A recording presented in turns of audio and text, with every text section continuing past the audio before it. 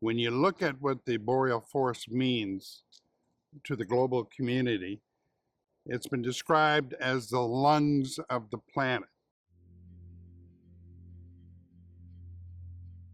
To value the boreal forest for what it is, which is the world's largest intact forest. It holds 25% of the world's wetlands, 11% of the world's freshwater. It's the bird nursery to over 3 billion birds. Plus, it's home. Come over to our traditional territories. Come and visit us. We'll show you our rivers. We'll show you our trees. We'll show you our pictographs, our ceremonial sites. We'll show you what they mean. We'll show you our elders, why our elders are always talking about the land, how to live with and off the land. If you really want to know us, you have to come into our home and eat with us and breathe with us and spend time on our land and really take the time to get to know who we really are, because it's hard for us to be fully ourselves in an urban environment, and one where we don't feel that pulse, that connection to the land in the same way that we do here.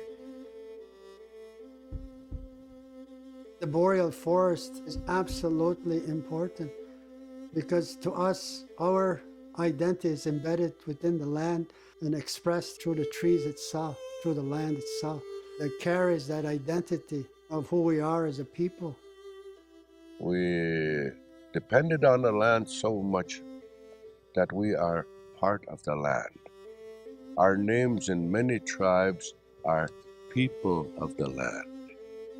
There is a very strong connection culturally, spiritually, to the boreal forest with the indigenous peoples of the boreal.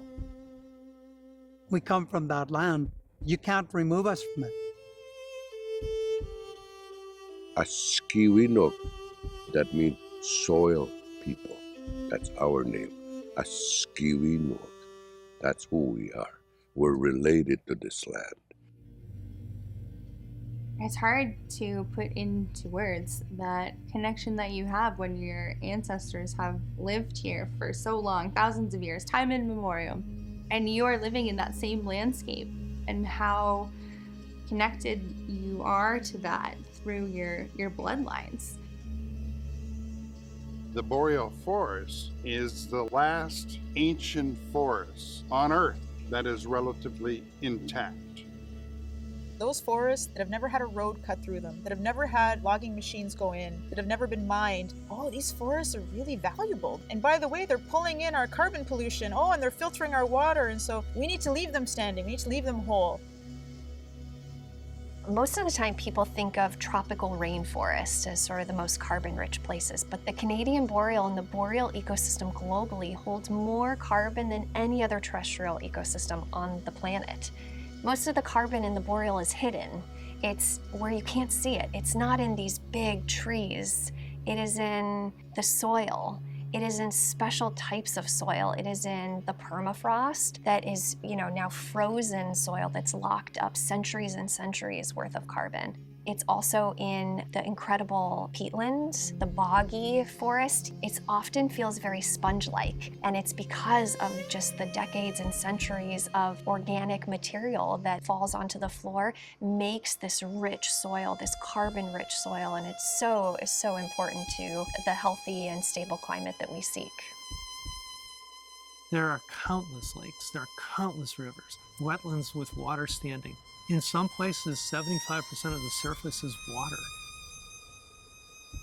And the elder said, the number one thing we have to do is protect the water. The number one is water. Water is life. Our people truly believe that. If you don't have water, nothing lives. So it's important to talk about protecting the water. There's so much water in the boreal, it's been referred to as a blue forest. It is the habitat for hundreds of different species, including many that are threatened and who rely on this intact forest to survive. So all those animals we care about, wildlife, birds, migratory birds that seem to do these heroic voyages from the tip of Canada to the southern tip of South America, like fish and mammals and grizzlies or belugas or caribou. Most of us want to share the planet with all these critters and know that we didn't actually stamp them out, that we found a way to coexist. In our history, we relied on the caribou to survive all year round. It was the central animal that provided life for us. We got our tools, our food, our clothing just from one animal.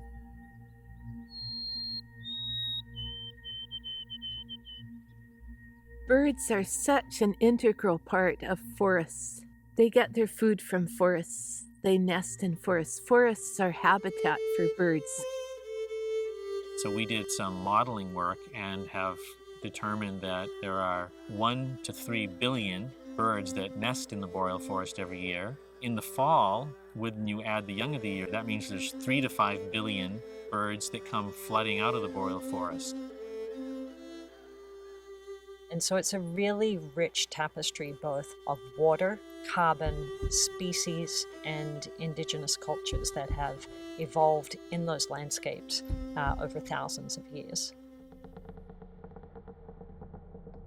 What we're seeing today is a gradual encroachment by industrial society into the boreal. We put more and more pressure on the environment. It behooves us to be able to preserve and keep those remnants of the original landscape that we can, as best preserved as we can. The land doesn't belong to us, but we belong to the land, and we also have that duty to protect the land. It's the boreal forests that are this incredible conservation legacy that we are stewards over. If we don't protect the boreal forest, we've lost the chance as a species. Our ancestors created this sacred place amongst the trees, right within the midst of the boreal forest. That's what the boreal forest means to me and to our people, how sacred that the trees are, that they hold the memory of our creation. They remember the stories of the past when our people were on the land, taking care of the land. And it is said that if you want to hug the Creator, then hug a tree. That's why the boreal forest is so important to us, because we're surrounded with that opportunity to be able to go to the trees and hug the trees, to know that the Creator is real. Our parents, when we're kids, they tell us to hug a tree. And that tree is 300 years old. So they saw, they heard, and they talk to you.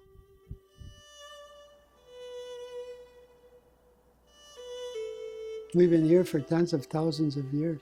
And each tree that comes brings from the seed that it came from the original tree is the memory of that journey of the original people of this part of the world. It's in every tree.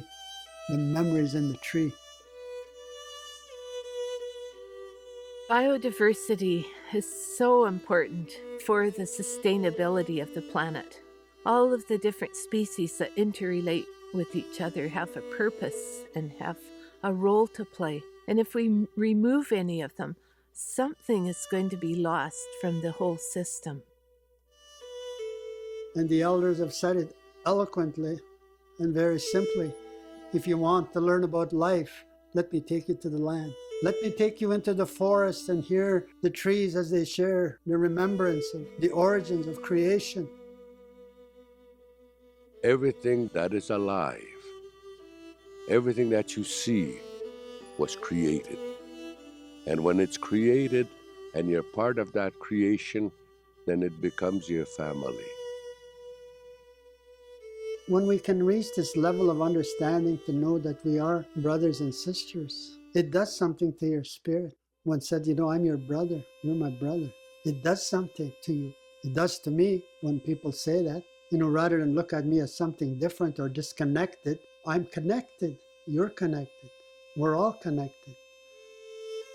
That tree is family. That's home to many birds and insects, and it retains our water, and it puts fresh air in the atmosphere. Fresh air.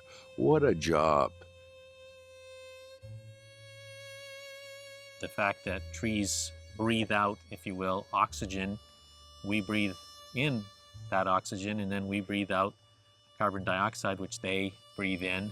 How much more connected could we be with the living world than that, where we're actually exchanging, the air that we breathe back and forth?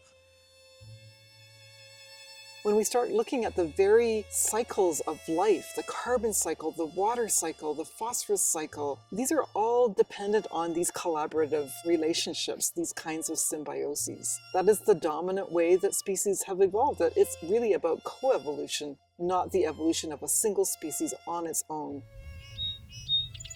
People are part of the living landscape of a place like the Boreal Forest. They're not separate from it the way sometimes people from the US, European cultural tradition comes from, that, we're sort of the rulers of nature and we're separate from it. We humans cannot live without all the other life forms that surround us in the world. They provide us everything that we need. Therefore, we have to look after them. We can't destroy them or we destroy ourselves. There's an elder from Shehajit who said, if you take a part of my forest out, it will no longer be a forest. And I don't know what that will become, but I know that I will not survive there. Physically, we've evolved from the land. Everything that is of the land is in us. We're the land. So whatever you do to the origins of that physical life that we call Mother Earth, you damage that and you're damaging yourself. You're hurting yourself. So the world's forests are an important part of the climate story. We currently emit 40 billion tons of carbon dioxide every year. About a third of that gets absorbed by the world's forests, by the world's forest carbon sinks. So those carbon sinks that are absorbing the CO2 we emit are acting as an extremely important buffer on the rate of climate change. Without the forest carbon sink, CO2 would be increasing 30% faster in the atmosphere, and temperatures would be increasing correspondingly at the same faster rate. So this is a very important service that the world's forests are providing us, and the Boreal Forest is a big part of that. Yeah, use us. I'm your grandpa. Remember I was here first? I'm the tree. Use me. These are the things that I do. Well, if we're going to be able to arrest the onset of climate change, we have to come to an agreement on the protection of the boreal and recognize the role that the boreal will play in terms of saving humanity. It's where it really comes down to, because we're at risk. Forests are home and habitat for 80% of the species, the terrestrial species that we share this planet with. And so conserving forests is both critical to stemming climate change, as well as halting the precipitous decline in biodiversity that we're experiencing. We've survived and thrived on these lands for thousands of years. I think it's time that Indigenous people rise up. And when Indigenous peoples are holding the pen, at least 60% of the land is protected. And it's all about that precautionary approach that is innate in our sense of responsibility and in our definition of what it means to be a good person in this world. Indigenous peoples have been just waiting for the opportunity to protect more land and to really reconnect and invest long-term in the protection and management of our forest, either through Indigenous protected and conserved areas, tribal parks, and to have people in those places working and loving and caring and seeing and warning as guardians. We don't venerate nature. We don't understand nature in the same way that we should. We don't think we're connected to it. But these last remaining forests are critical to our survival on this planet. As a people, we have always believed that the earth was alive, that she is a living being. It's a living entity, but also recognizing that the land has an intelligence. We don't need to go any further than the land itself to be able to learn about life. The forest is alive. The forest, the land, wants to talk to us. And what we've got to do is train humanity to listen.